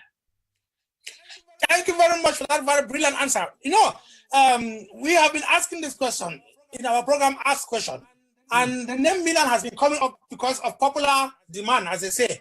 Because of popular demand, the name keeps coming up. Maybe we need it. Maybe Milan is our paracetamol. That you always need to be sure that when it's for the people to decide. Yes, when fever comes, you can at least rely on paracetamol. But we also know that there is paracetamol that is made in Nigeria that they put savon, or how do you call it again? Omo. And so we have to be very careful. There's also an original Milan, and there are also fake Milans around town. So it's now those who are, especially those who are in power, they would like to be Milans. You understand? They would like to be creative. They would like to be intuitive. They would like to be leaders. But they don't have that we call that avares, as we talk about Ghana Street.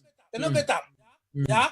So their problem of waiting for council, the one way better pass you because you don't carry your back. My brother, you know, Corey, just to land on this issue, you see, I must take clearly Scope's position that we are not interested in all these fights and all of that. It's not our business. We are clear on where we are going to, and we engage with all stakeholders. We respect every leader for their contribution, but nobody must come and tell us that they have monopoly on where we are going to. It's not acceptable. We are very clear. We are not in a fight with anybody, especially internally. We appreciate every single leader, but we are clear where we are going to. And it is in the interest of the people. The grassroots must continue to forge. How did you find that word leader? Our president, who is languishing in the dungeons of Yaoundé, whom I believe some of us in the leadership have abandoned. And I keep pointing this finger again at them. That you have abandoned our president, Sisiko. And I am still repeating it. That day will come when thunder go fire Una. Una say abandon Sisiko. Well, you will notice in the report that we have a free Ayuk Tabe campaign. So clearly, from Scope's perspective, he's not abandoned and will never be abandoned. Any effort to do that will be treated as treason. It should never be abandoned. Treason. Anybody who does not stand behind President Ayuk Tabe for his sacrifices and continue to sacrifice and making the icon of this revolution for now, and is our president, must be treated as a traitor of the revolution, because you have other interests that are not our interests. They are your interests. It's as clear as that. Because if we are going to the same direction, then there should be no need why we are having too many streams branching in too many ways. You know, when the ground is fertile, trees can grow as fast, as large as they like. They can have so many roots as they like, so long as the ground is fertile. But the ground is not fertile, not in Amazonia. There's too much blood flowing in Amazonia. There's too much Amazonian souls. Too many of them. And that is why we must consolidate the grassroots. We have to. My next question to you is this. We had Chris Anu. Chris Anu, the Speaker of the interim government. We had him say or claim that Scope was, or were, let me put it the way, Scope were building up an armed force fight La Republique, but to fight the IG. What do you have to say about that? Well, do you believe that when you hear it? It's obvious, very obvious. It's very obvious for anybody who knows Scope, knows what Scope is made of, knows the resources Scope has been given. Like I said here before, by their resources shall be known. That is a misplaced statement, misguided statement. I don't know why Secretary Chris said that. He has his reasons for saying that. But I'm informing you officially today that as Scope, we don't go into nitty-gritties and we don't wash our laundry in public. So I'm not going to. We're not nitty-gritty. we not wash laundry for public, you know. No, last for road. Last for road. So for us, we focus on what is in the interest of the struggle, and I think that behind the doors, those are discussions that can be being had. You would see of recent that there's been a symbol of a resemblance of unity that ended up in more divide than there was before. We don't want to focus on events, on who said what when, because we don't know how they slept, what they were thinking about, what influenced them. We are strategists. We have a long-term plan. We focus on the objective. So whatever you say, because of whatever reason that you are thinking at that moment, does not add value to revolution, but it does not affect SCOPE in any way. SCOPE, as a grassroots movement, is in the interest of its members, would discuss all policies, including ground zero actions. All of them will be discussed. Everything that needs to take us to Boya will be discussed from a grassroots movement perspective, and based on the resolutions from our members as Ambazonians, we will act accordingly. But at no day, no time will SCOPE ever attack any other Ambazonian. In fact, the whole philosophy of SCOPE is to ensure that we are united as one, stand as one, so that we stop attacking each other. So it's not possible for anybody to say that lie anywhere that is SCOPA or SCOPE of anyhow is attacking anybody. If we wanted to attack, we would have been on Facebook attacking. You must notice, you don't find SCOPE attacking despite all the attacks. We know how to go out and hire surrogates. We know how to go out and hire Facebook activists. We don't do it. It's not going to take us to Boya. We stick with the truth. No matter how much you lie, it would never be the truth. So we stick with the truth and we are focused. And the issue of ground zero is a classified issue for us internally. It is not something that we want to do because we want to be popular. So we cannot come here. We might present, even the report we present, we pick exactly what has been done that can be shared. But there are stuff that we should not be discussing in public. And that is one of them. And clearly, like I said, we have a position on that. And it's not something that we'll be washing our laundry in public. But SCOPE is for unity. And our unity is not an event. Our unity is uniting every Ambazonia. Come on board. Thank you very, very much. I am happy with the answer. Really very happy with the answer, because I found that comment by Secretary Chris as very, very premature and very unprofessional. I must say that. You don't on television, using television, accusing your own brothers and sisters of building up forces. Meanwhile, we have so many Atanganji forces back at home causing havoc. I think the government has to lead. Exactly. The government has to lead, and the government should step away from being divisive. Exactly. The government, as our IG has divisive elements in it, they should be withdrawn. Because I must just add 1 minute, Conrad, that I must just add 1 minute, Conrad, that you see, it is important that we teach our people that when we fight, even you that sits and says something that is a lie, because you've learned in political science that it is propaganda, then you abuse it. When you fight against an Ambazonian and you win, the revolution as a whole has lost and will continue to lose. That is why we are where we are now today. And that is why at SCOPE we are saying we will not be engaging with any kind of internal battles, because they don't add any value to the struggle for restoration. Those who are ready to speak, work with us will continue. By now, people should have learned. They mount a whole campaign on SCOPE. We are moving forward. So they must move on to making sure that we are all focused to the same direction, because we are only in the interest of our people, and Boya is our only direction, nothing else. You fight other people, you win premature battles within the revolution, it doesn't benefit anybody. It just makes you sleep well and smile on your bed that you were able to outwit that one. But that's not what we outwitted nobody. Exactly. Saying a lie is not a good thing. I cannot imagine any Amazonian parent who taught his or her child to lie.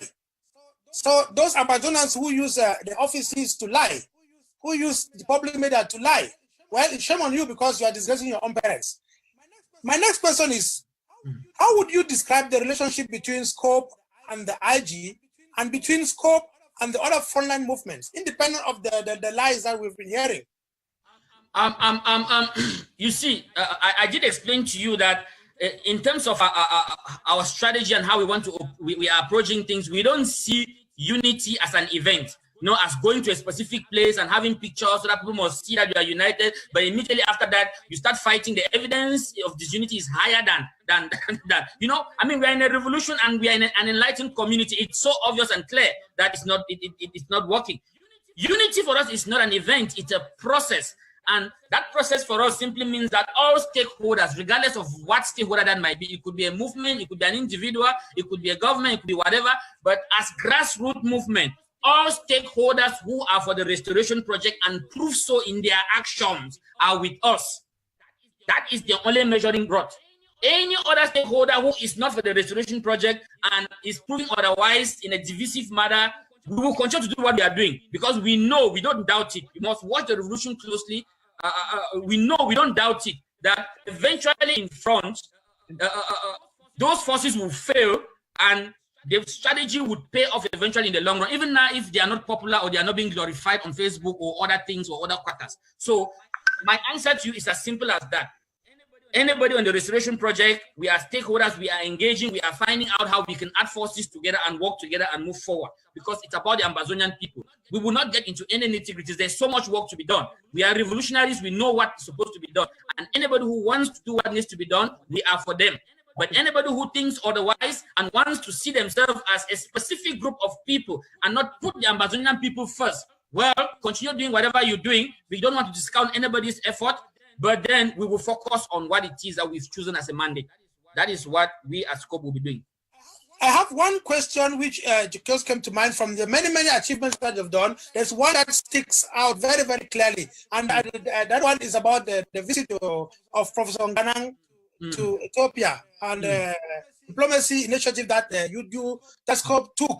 I don't want you to leave this platform without giving us a little bit of what really happened there, because I have a lot of people who have been watching it. I myself, I was very positively impressed. So this is an opportunity to ask you to tell us a little bit more about that. How did it come about, and how does it in the future look like? Okay, you see, in terms of diplomacy, the way that Scope functions as an organization, we have a very robust structure, you know, and as diplomacy as a priority, there is a lot of work going on in different quarters. And if you understand diplomacy very well, you would go to a certain house, you go sit down, you talk. Now my problem is now so in the past, how you two sit down quite so no. They will say no. Go tell the man for all they say. I don't talk. Say me, you can't see. Are you getting the picture? And hence, there's been a lot of work in the background that people don't see. You know, from a Scope perspective, a lot of engagements with countries, with whatever, quietly, because the real work.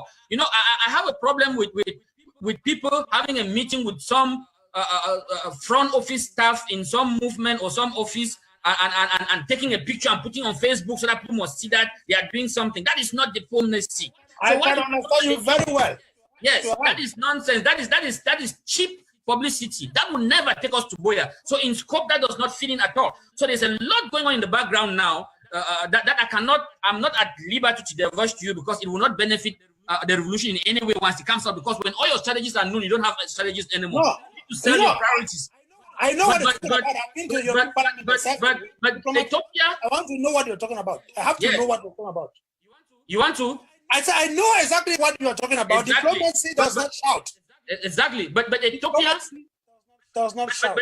But Ethiopia was the epitome of some of those journeys. You know, especially as we move towards the 100 days discussion, just for our people to say, when people are on the Facebook crying about Scope, we are working seriously and working day and night. And this is a little bit of something for you to see some of the places where we are in and having very far-reaching discussions that can also not be diverged. And we actually really sat down. We thought that it was good for this just to be shown to our people a bit, especially in the climate where they've just been lied to so much by counter-revolutionary forces with self-interest, and we thought that it's good that they see a bit of result, you know. And those who are Scope members, that's why it's important to be a Scope member, because those who are Scope members are privy to a whole lot more information because they are part of the process, they are part of the machinery, you know. But then there's just so much that is going on diplomatically with Scope, and we are very confident and happy with our work. Thank you very much, comrade. I don't want to keep you again. You've been in the already. Other commitment, other engagements. I know that you Amazonia first and all the like. It is true, but you have to be realistic. You've been here, you've done your job, and I congratulate you on that. Please keep on the good job. And I will say, in 100 days time, or do you want to say in 200 days time, meaning after 300 days? So I love on you now for us to go a rendezvous. No. You see, at any time, comrade, that any. Especially those comrades who are doing a great job, like in terms of manning the communication of our struggle, wants to talk to Scope. will always avail myself, or there will always be somebody to talk. But in terms of our reporting, our primary responsibility is to report internally to our members first. It must be very clear. That's why it's a membership-based organization. We're doing the first 100 days so that people see what we've been doing. And most importantly, because we want to be able to also get feedback from this process, because as much as we've done work up to now, if the work is in the interest of the people, regardless of what people might have told them or not told them about us, it is important that we reach out to them so that people will bring about their ideas. And moving forward, we would have other reports as per our own guiding internal procedures. And each time any of these reports come out, there will always be opportunity to interact with them. It might not be 100 days, it might not be, but clearly we work on the plan and we're sticking to that plan. Our destination is Boya, and it's final. Comrade, I thought I had got my last question, but on my own Gumba house here. Okay. In London. You know, everybody has his own Gumba house around the world. So I have my own in London today, and as I'm sitting here, I have my Gumba people around me. So the next question that has come up is that, what is your take about the exodus that is being forced upon our people right now? How does COPE analyze, and how does COPE put that in the context? People have been advised to leave or have been forced to leave the Amazonia. Others have been told not to move from between a certain period of time. What does COPE say about this? Exactly the reason why you see we are on the hot trails of making sure that the grassroots is consolidated. You now see that's a problem you are bringing that should not have existed if COPE had already been everywhere. Because when you consolidate the grassroots, then the communication becomes one. You get the point? And then it becomes easy because it's a shared thing also. Then people don't get up and make individual decisions. They collectively make decisions as cells. And they believe that my safety is no more important than the other person's safety, and if we all stay together. But that must come from an ideological movement like COPE. And that must be a religion, you know, a religious way of doing it. But right now, what is happening is we think we actually have put in a task to discuss this, but I will give you my personal opinion. And my personal opinion is that there are conflict, that there is more, exactly the problem that I was telling you. Personal interests and interests of individuals over the interests of the people. So there is a talk of war of power. You get the point? I'm saying this, the next person is saying that. The people get confused, and what do the people do? As any other human being, they will think about themselves first. I've always said that all human beings are born greedy by default. It's in human nature to want things. So if you don't put structures in place, people will be greedy. And when I talk about greed, I'm not talking about it in a negative way, which means that because it's your natural way to want things as a human being, because you are not sure about what is going on, because you consider there is threat, there is no clear visionary leadership around you to guide you on how to do. The best thing you can do is to elope and save yourself. We need to consolidate the grassroots. So all these are signs and symptoms of the solution we are providing as COPE. Okay, thank you very, very much. Thank you very much. And now, from us here on this platform, we want to say that it's rather unfortunate that people have been forced to move away. But we have to know that it's also playing into the hands of the enemy, because the enemy, as I believe, what they're trying to do is to get Biya re-elected on the whether by crook or by hook.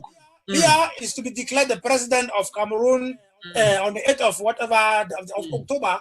And what they are pretending to do is to make sure that Amazonians get frightened and leave Amazonia.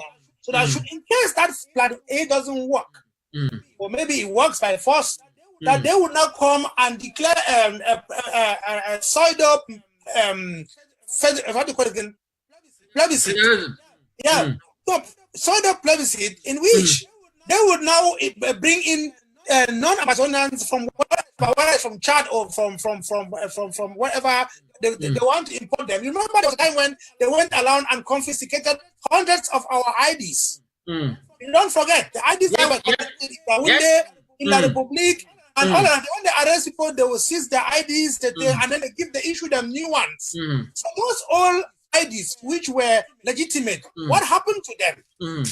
Those IDs would now be used by those people who will be infiltrated. So you will suddenly have one Ngum who comes to vote in a neighborhood in Bamenda, in a camp that will be set up very, especially for that issue. And he will vote using that original legitimate ID card.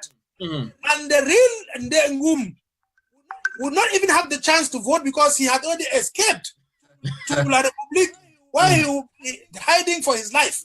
And now they would declare that the plebiscite went ahead as was demanded by the international community, and then voted for to stay.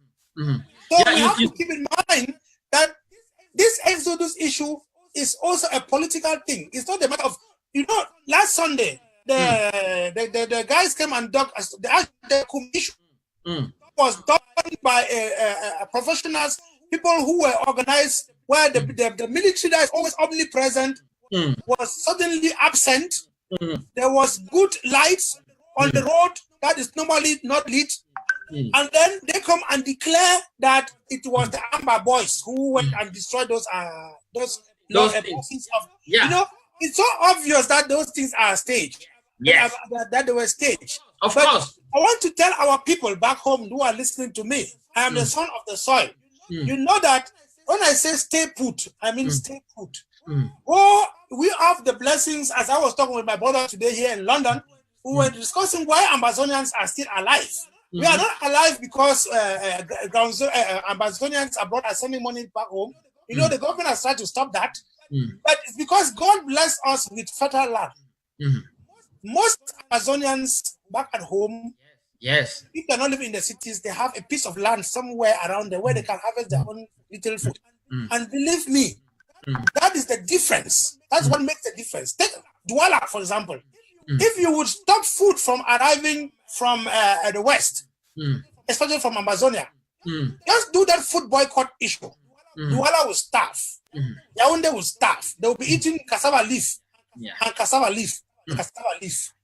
And they will die. Koshako will finish them. So what I'm trying to say is that God has blessed us by giving us the means to survive. We have streams that are flowing everywhere in our Amazonian territory. Please boil your water and make sure you stock them at home, so that you should not be forced to move around to fetch water. Dig wells if you can. Within your vicinity. Neighbors, spirit of unity. Exactly. You have to team up. Know that this neighbor is my back. He is one watching my back. You have to put up your vigilantes.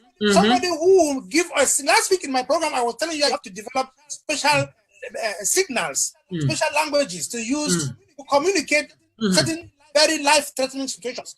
Of course. And I was saying that children or the husbands or wives should be able to have a family signal. When they hear it, they should know that life is at, our lives are threatened. You look at the capuchin monkeys in Amazon. They're very small monkeys, but they're very intelligent. They have enemies from the air, those big eagles. They have enemies that climb up the trees, those snakes, those boas, those constrictors, and pick and harvest them.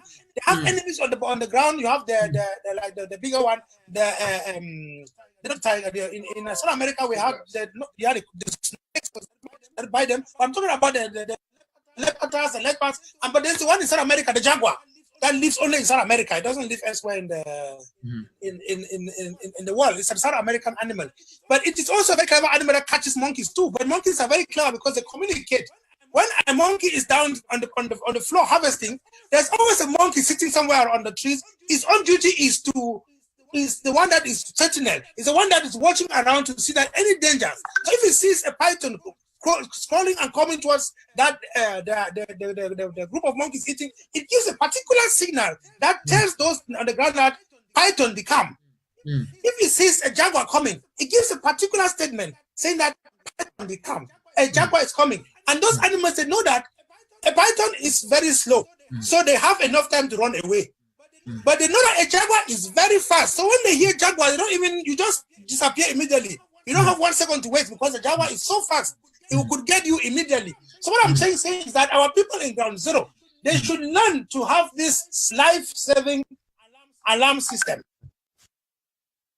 I will repeat it and I will keep repeating it. You should get up in the morning and tell your children, your wives, that if you go outside and the door is locked, you knock at the door 1 time or 2 times, and then either you say something without somebody asking you. So you knock, Papa, you don't say Papa, you might say Big Mommy, you might say something. Say what you agreed upon in that your family internally. So that when somebody knocks at the door and he doesn't, or she doesn't, the person who is there doesn't say anything, you should automatically know that that could be danger. And you take all your danger averting precautions. Please listen to this, because death is roaming everywhere. Yeah. So if you want to survive, these are the little tips that will help you. Okay, my brother from Chicago, isn't it? Yeah. They're on the Great Lakes. They are also called areas now. They are Great Lakes. They are. Why are they great? Why are they great? It's water now, H2O. Ask the people in Washington or in North Carolina today with the water. Aha! I'm getting from my Guma group is telling me that water. So how should you call your own water in it? Corey, you see, we might talk here now and have this laughter, but the truth is, the moment we as we talking now, people are being killed. As we talking now, people will be killed, more will be killed, and they are dying. And it is important that this revolution takes the next stage, because if it doesn't take the next stage and for some reason it stagnates here, then we would have our boys who are giving their lives, giving them for free. And that is why it is extremely important that the strategic direction of the revolution be put forward and the grassroots be consolidated. Because we need, as a people, to understand that we need to have a long-term plan, and the only way we're going to do that. All the strategies from La Republic, think about it, you would see they are short-term. Let's arrest the leaders. Let's kill the people. Let's destroy this. Let's organize elections, and maybe we can, because we didn't scope, we try and plan these scenarios out, because if you are not planning ahead or trying to think what it is that the enemy is doing, they will surprise you, you know. And as you paint all the different scenarios, it keeps showing that in their mind they have no long-term solution for this, and all their solutions are limited to phobia, you know, and hence it is very important that we seize advantage of that and consolidate the grassroots by making sure that grassroots movements play their role now in this revolution. A lot of our problems will disappear the moment we do that. It's like you are seated in a house, you are complaining, rain will fall for my skin. The following day you complain, say, dust don't enter for my skin. The following day you consider, say, mosquito don't bite me. All kinds of things they do. But wait, if you do one thing, you be roof, other preneurongo. Instead of struggle today, so you knock mosquito, tomorrow you wipe dust for your face. The following day, we must move from that. We must stop reacting and professionalize the relationship. We must learn from those who have done it. We are not the first to revolt. We need to ask ourselves and compare. And believe me, the spirit of Amazonia is strong and deep. Exactly. No matter how many deaths, no matter how much poverty, it grows stronger. Amazonia is going to survive. Amazonia is a reality. Anybody, people are just joining that train, depending on their own step. Some people believe that when the elections in the Republic in Cameroon will take place and Biya would be voted out of office. I use it very, very clearly. Voted out of office, because people work, they don't vote out of office. People in French countries, France never allows any of its dictators to be voted out. They have the right to throw them out when they have a new replacement. And still they don't have one for Biya. And none of the candidates in the La Republique election is going to be a new Biya. That's why it is a big problem. So the thing that France wants to do is to maintain Biya as long as possible and hope that the Amazonian problem would be taken care of. Exactly. But it is not going to be taken care of without Amazonia becoming free. Never. At this stage, comrade, I want to say that thank you for talking to me. Thank you for talking to Amazonians. And I believe that all those forces who must have had enough time now to analyze what is going on with our revolution would rethink and re-strategize as you guys have been doing. Good luck, and you have our support from this podium, from this platform. You are welcome to come and talk to us, to come and talk to Amazonians. There's nobody who has a monopoly in talking to Amazonians. We are all the sons and daughters of Amazonia, and everyone is called upon to bring a solution to help remedy the bad conditions in our country. So, Amazonians, I will call it off for today. I want to have some little bit of London to get more ideas, more input, so that when we get back to Germany, we will also know how to hook up with our brothers and sisters there. So it was nice talking to you people tonight. Thank you very much. On behalf of my team, on behalf of the technical director behind the scene, and of course, on behalf of SCBC, I want to tell Scope, good luck, keep on, and as you do in South Africa, I'm saying Amandla. Of the bet. That's Scope's plan of bet. This is how Amandla. Amandla. Okay, so you learn that. I wait to one. So I'm hearing away to two. That's why I'm going here. Away to. So Amandla, away to, and all of us are going to Boya. So yeah, we are. It's so clear. you take it, and so thank you very much. You can now take us off air if you think that we have done. We are done, and I think now back to the roots. Thank you, comrade. Thank you very much. Thank you for having me. You're welcome.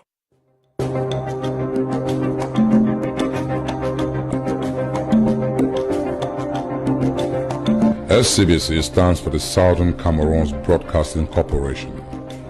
Our roots are in the Ambazonian highlands and coastal plains, but our canopy covers the whole world.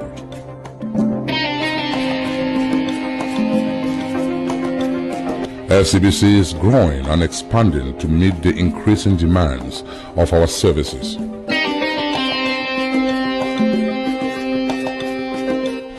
At SCBC, we are excited about these developments. We want to share the good news and open up opportunities for partnerships with our public as we prepare to meet these demands and share the rewards of our success. SCBC is a multinational broadcaster. Our satellite footprint at the moment covers the entire sub-Saharan Africa, from Dakar to Nairobi and from Cape Town to Khartoum.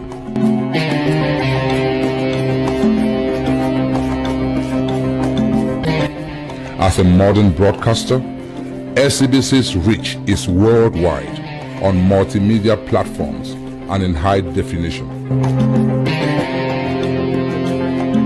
It has only been a year since our creation, and we have already been noted in worldwide news coverage as a major player in the revolution taking place in the southern Cameroons, Ambazonia.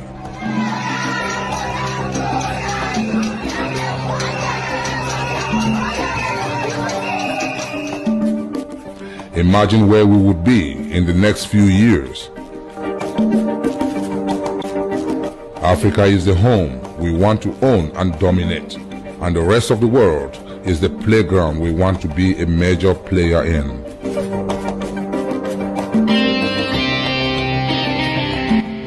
We have confidence in our vision, our technology, and creative content to reach our goals much sooner than can be speculated on now. We need partners, and think you are that partner we need. We will soon make a private offer of common stock and ordinary shares alongside a prospectus for your review. After working hard, invest in SCBC, the voice of Ambazonia.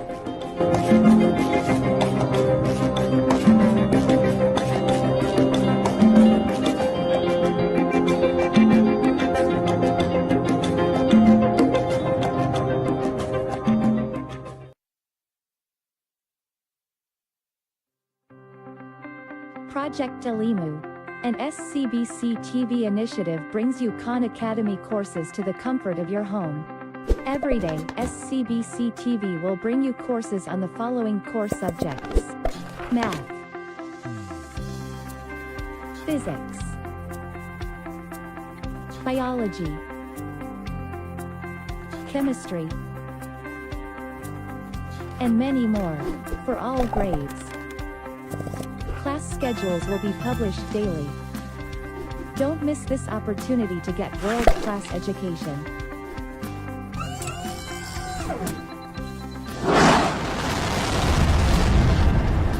Project Alimu, an SCBC TV initiative.